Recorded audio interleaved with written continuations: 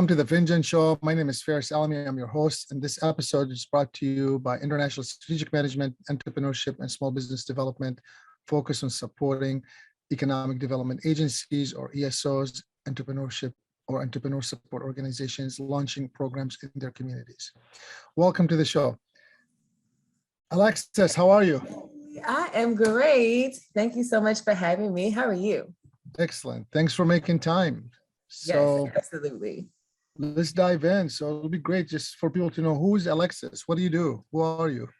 So I am your love and lingerie expert. I own Rated X Lingerie. It is a lingerie boutique, a multi-brand lingerie boutique. And we basically specialize in essentially satisfying lingerie boxes for your every occasion. So a birthday, an anniversary, an engagement, or even just because gift. Rated X Lingerie makes the perfect gift. So they have, I should stop saying they. So we have PG-13 boxes, Rated R boxes, Rated X boxes, and a bridal box. So the PG-13 boxes is a little, it's like if you want to get your feet wet, then, you get a robe, a teddy, some handcuffs, and a onesie. Yeah. And then the mood gets sexier and sexier from that. So yeah, that's a little bit about what I do. I make people feel amazing. Thanks for sharing that. So I'm curious, what got you to start this? What did you do before and how did you end up here? So before, I actually was a model. So I modeled for about, I want to say 10 years.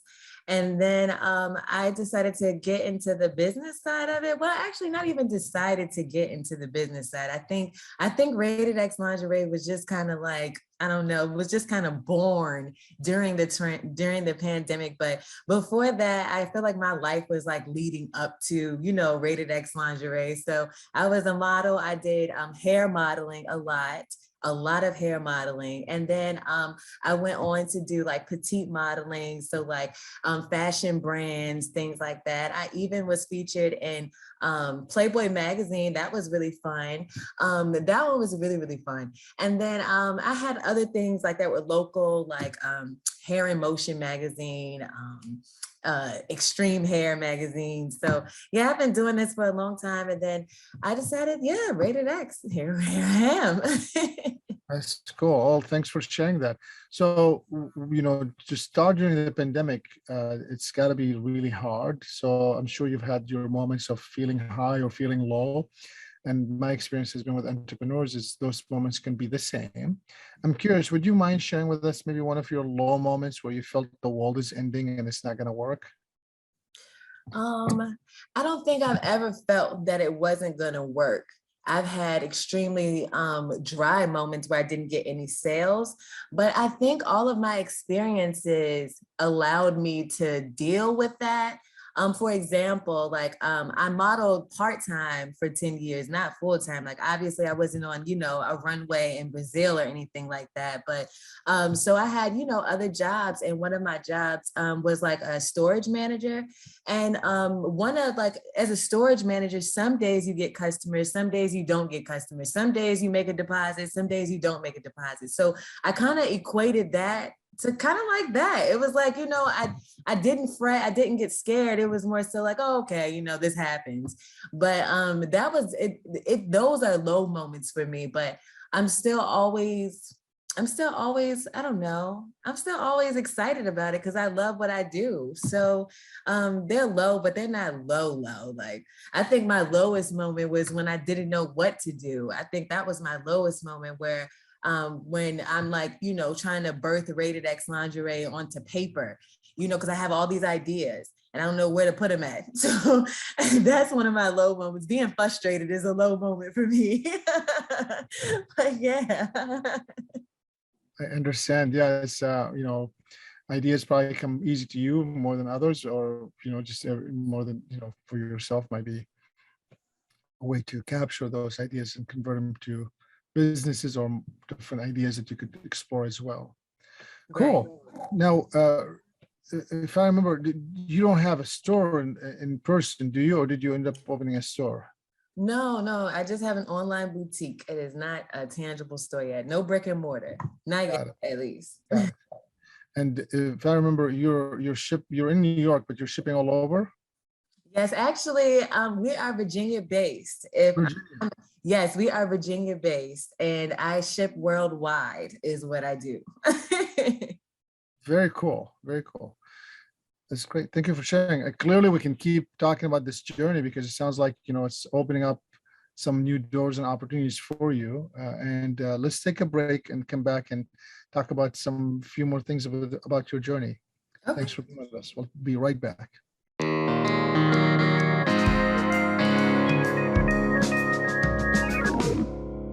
All right, welcome back. Alexis, so we talked a little bit about maybe feeling down or feeling at least not going the right directions. Talk to us about or talk to me about, and the audiences here as they listen, maybe about the moments where you felt the sky is high and you're touching it and, things are good. So there are lots of those moments, just maybe share one. Okay. Okay. So I think the greatest high was when I sold my first box in my sleep, because I think every entrepreneur, I think their goal is to make money in their sleep. I think that's everybody's dream. So I remember when I woke up one morning and I actually seen one sale. It was one.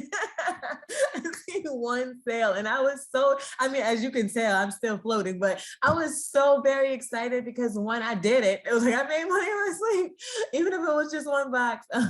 But then two, it was oh my God, somebody's out there looking for my stuff. It was I did it, I had put out, so much work, so much marketing, so much money, and I finally got a sale. Yay. So I was extremely excited about that.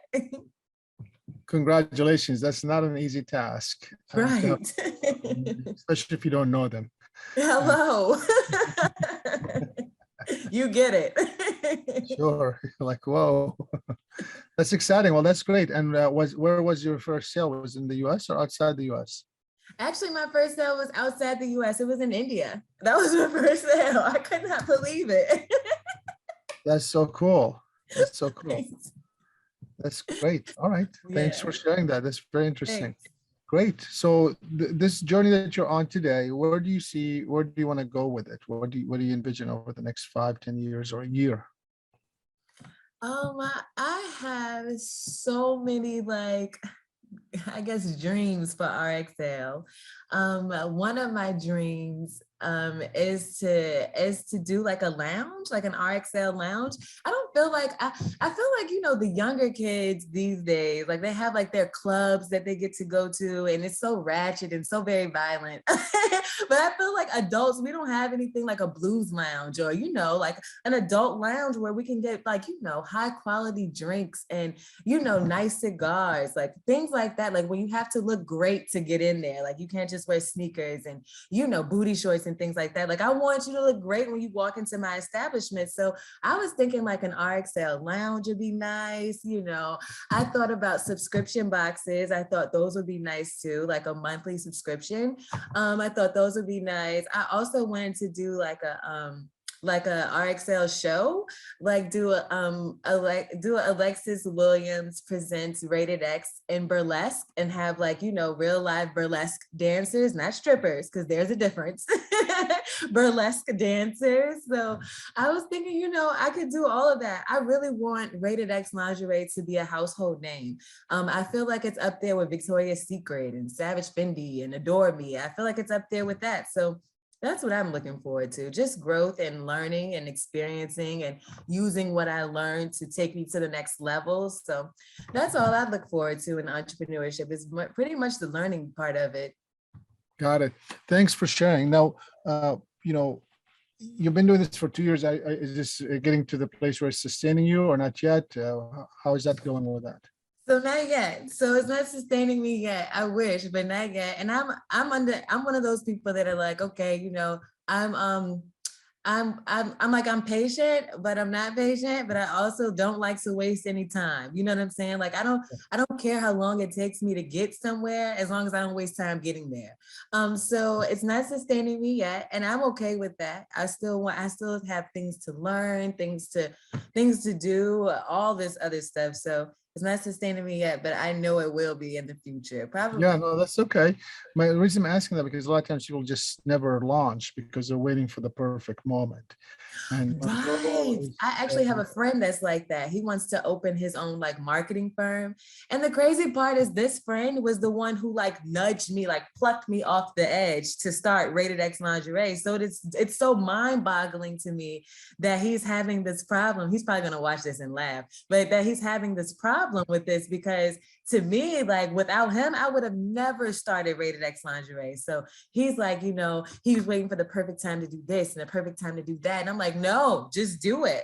Because I got all of like, you know, the basic things, the EIN number, you know, the articles of whatever it's called, organization. There we go. yep, corporation. Articles of organization. I got all of that before I actually launched the store. I think I got all of that in June, and then I launched the store in November. So you just have to like, whatever you're thinking about, do it. Like I even told the guy, because he's like, I need help, you know, motivate me, you know, blah, blah, blah. I'm like, one of my biggest things that we all do is that we lay in the bed and we just scroll up Facebook, Instagram, Twitter. We're not actually looking for anything. We're just scrolling. That's the time for you to do what you need to do. That right there. And I kick myself for that. I'm like, what am I doing? What am I looking for? Nothing. Let me go work on RXL. So you just have, the time is now. Like I said, it doesn't matter how long it takes you to get there. Just don't waste any time getting there. And when you're scrolling out there, then you're wasting time. I never do that. Just kidding. Right, not me. Okay, so the last thing is maybe you could leave, if you were to tell yourself 2 years ago something, I know it's hard to tell because I believe people evolve, and as you continue to build your business, you continue to evolve and learn. What would be the one thing that you would wish you knew 2 years ago that you know now? Trust my own instincts. I have a problem with like, you know, thinking I have a good idea and then like needing reassurance. I feel like we all do that, needing reassurance. And then when I get the reassurance that I need, or I get their opinion, it was nothing like what the guy said I wanted to do. It's nothing like that. So, and then I end up doing it their way. And then, you know, I've lost money, or, you know, now my website is not the way I wanted it to be, you know, and being assertive too. I'm not very assertive. You know, if somebody comes to me and they're like, you know, Alexis, can you do this? Even if I don't want to do it, I'm going to do it, you know? So I feel like, you know, trusting my instincts and definitely being assertive. A lot of those things would have never happened had I just been like, hey, I don't want it like that. But it's hard for me to do that. So that's what I would tell myself 2 years ago. Trust your instincts and be assertive, girl. You're okay. You got this. Thank you so much. I appreciate your time and I appreciate you sharing your insights and your journey. Wish you continued success. Yes, sir. And thank you so much for having me. I had fun. You're welcome. Thank you. Thanks for being with us today at the Finjan Show. I'm your host, Faris Alami. Until the next one, have a good day.